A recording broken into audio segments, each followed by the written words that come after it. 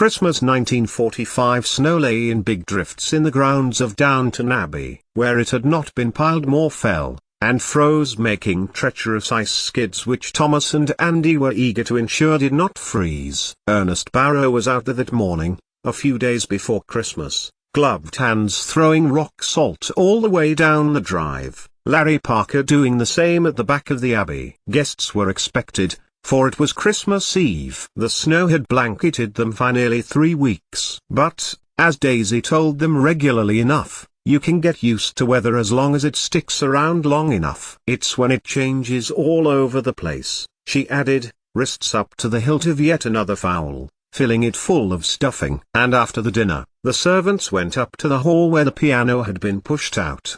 Beside it, Lady Mary Talbot stood, singing Christmas carols as the guests watched. All family and friends, Ernest considered. Many he knew, like Lady Edith, Lady Mary's sister, who had greeted Ernest like a long-lost son and had fussed him for some reason, before telling him that her son, Peter, was keen on Harriet Wellesley, and she didn't know what she was going to do with Marigold, and that Sibby often talked of her dance with him. Guests of Master George who had been there in the summer, and were looking as reluctant to go in the snowstorms of recent days as they had been in the rainstorms of August. Henry Talbot had returned, tall and thin, bright in one autumn morning just as the leaves were turning orange and yellow on the trees in the grounds. "Did you know that the larch is the only deciduous conifer in Europe?" George Crawley had asked of his guests one afternoon. And Ernest thought he did know that, having been looking through some of the library's books and remembering his nature lessons at school in Wilhelmshaven,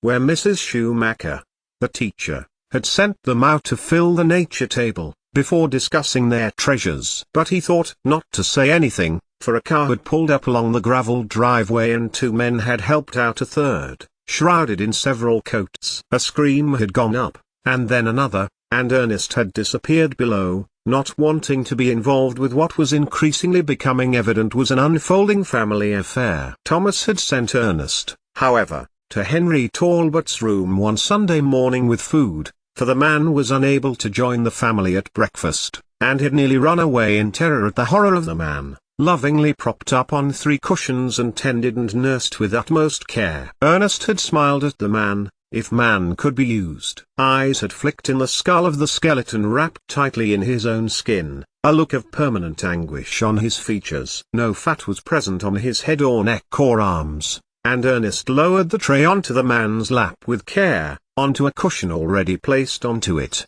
so that even the rosewood tray would not harm him, so heavy it was on his legs. "Thank you," the man managed, and now the man was in a chair at the front of the audience for this Christmas night, his wife unable to take her eyes from him. As Ernest watched her face, he wondered whether his mother had ever looked at his real father like that. She must have, at some stage, he reasoned, or he would not be here. Lady Mary had changed too, for it was she who had been the vigilant, attentive wife, whose sobs Ernest had heard on occasion as she let out her grief for the man she had lost and the stranger who had returned. And then German, so unusual to Ernest's ears now as to be noticeable, drifted around the hall of Downton Abbey. It took a few moments for Ernest to become Ernst again, picking out the words "Stinnacht, Heilignacht," and, to his wonder, word perfect was his adopted father, Thomas Barrow,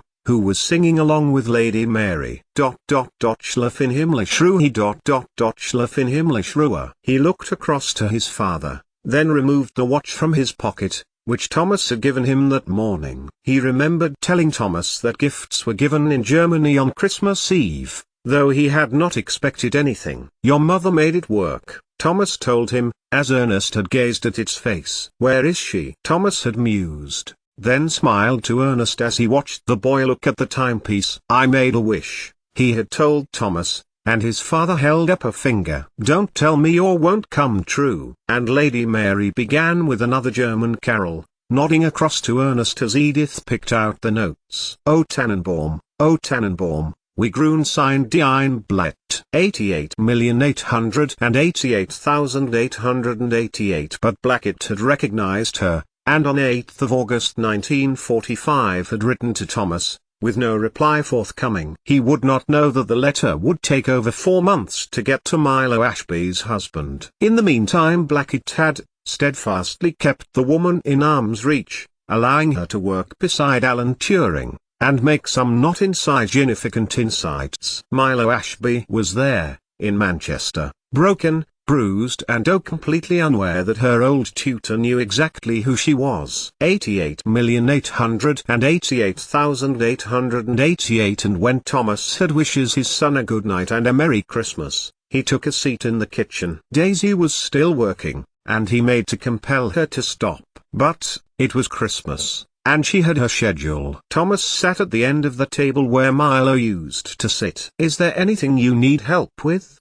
he offered, as Daisy laid out trays for the morning. The Downton cook looked at the man she was once sweet on, and shook her head. "No," she told him, "all done." "Flora can help me in the morning." Thomas nodded slowly. The day had taken it out of him. Snow was all very well, but it was tiring to walk in, tiring to move about in, and had slowed up the deliveries no end. Hence why Daisy was still working with midnight in sight. "There's a letter come for you," Daisy told Thomas. "Sorry, it came earlier, with the grocery delivery." She leaned over and handed the letter to him. Thomas looked at the envelope. It was battered and worn at the edges, but unopened. The postmark said, Manchester. It also seemed to say, August. August, Thomas repeated. But there had just been a war, and thousands of people had been displaced throughout the country. Men returning home, evacuees deciding whether to go back to London or stay with their adopted families. People who would never be home again. Thomas opened it with the penknife he kept in his pocket,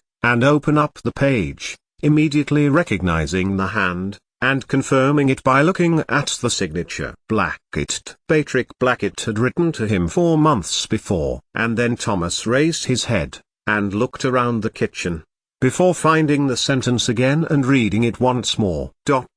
Milo is safe and well and working temporarily with me. She does not think I recognize her, and I will endeavor to keep her here until you are ready to come and meet her. She is living at my home. August. He looked at the postmark again, and then back at the date written at the top under Blackett's address, August. That was 4 months ago. Was she there? Still dashing to his office and ignoring the time of night, Thomas slammed the door behind him, and grabbed at the telephone receiver. But there was no dialing tone, and he slammed his hand on the receiver button several times, listening for one. Damn. Snow must have brought that down too, and if his didn't work, then neither would the hall and library phones. A knock came to the door. "Mr. Barrow, are you all right?" "It's Andy," Andy Parker added, unnecessarily. Thomas looked at the door. "Yes, Andy," he called back. "Just some news." "But there's no phone line." He crossed to the door, and opened it. A look of relief had come across it when he saw Thomas, and that summer afternoon 20 years ago passed between them for an instant, where Andy and Phyllis Baxter had found Thomas in the men's bathroom, his wrists slashed. "It's Milo," he told him, his heart beating faster, elation on his features as he waved the letter before him. "She's safe, Andy. She's safe. She's in blimmin' Manchester, with Blackett, and she's safe." And with that, Thomas Barrow charged into the servants' dining room, with Andy and Daisy behind him, and made to sit in his chair. But he couldn't manage it. Instead, he bent over the lectern where the menus, once written, were laid out for perusal, criticism and orderly service, fist to his forehead. Could Christmas be any better than this? Behind him, the clock struck midnight. "Thomas," Daisy ventured, going to place a hand on his arm. Andy stared at her, and she withdrew it, not for her husband's disapproval, but because she could see Thomas Barrow was shaking. Then, he turned round to look at them, and both Mr. and Mrs. Parker were shocked to see that the Downton butler was crying. "Thomas," Daisy began again, but Thomas waved a hand to her. "No. Daisy. Andy." He sniffed, looking between them. "It apostrophe s. All right. Truly it is." And he handed the letter to Daisy for her to read, because he could not begin to unite the words in his mouth to tell her what Blackett had written. "Milo's alive?" Daisy gasped, a hand going to her mouth. But you had a letter saying, she continued. But Thomas cut her off. Wrong, he told them both. Deliberately misled. With the war. Chadwick and Peggy Thompson both came to tell me. In August, he added, pointing to the date at the top. But no one knew where she was. And Thomas broke off and wiped moisture from both of his eyes with his fist. Well, you do now, said Andy, daring to clap Thomas on the back. Being Christmas, Thomas took it in good spirits. I do now, Thomas confirmed. And when this blasted snow goes, I'll be on the first train to Manchester. 88,888,888 in the basement of the Victoria Building, Manchester. Our letter was left, carelessly, on a desk. It wasn't in an envelope, and had been folded in half, so that both halves could open out again, which is what had happened. It was Christmas Eve, and even Alan Turing had gone back to the Blackis house. But Milo liked it there, especially on special days, religious days, days of importance to other people. Days which caused Milo stress, mainly because she felt no specialness about them herself. So that was one of her salves, carry on when others had gone home for their occasions. It was quieter then, too. But even Milo was tired now, and she really must go. The doors locked themselves as people went out,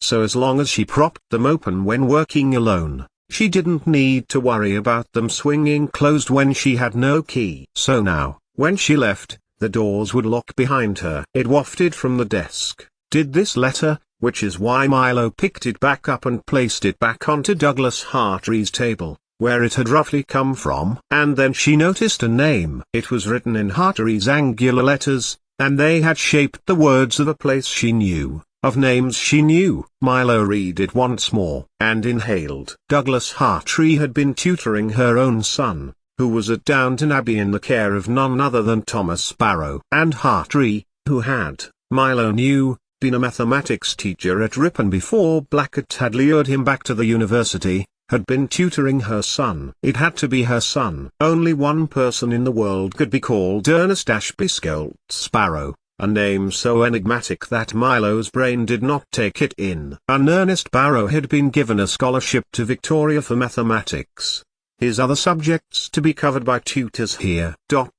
Including English. It was like a snap of a light switch. Milo felt herself stand, with the letter in her hand, her whole world recrystallizing around her. And she knew what she must do. Despite the weather, she would use the key under the flower pot to get in at the Blacketts and retrieve her things, sparse in content, deliberately so. Had Milo subconsciously decided to keep personal possessions to a minimum in case a situation such as this came up? Once she had them, she would go, immediately, Milo decided, walk if she had to, and there was no one would pick up a hitchhiker, which, Milo reasoned, was unlikely in Christmas Eve. Follow the railway lines then, for they had been cleared to keep the trains running. Her heart quickened and she locked herself out of the university building for good. Milo Ashby was going home.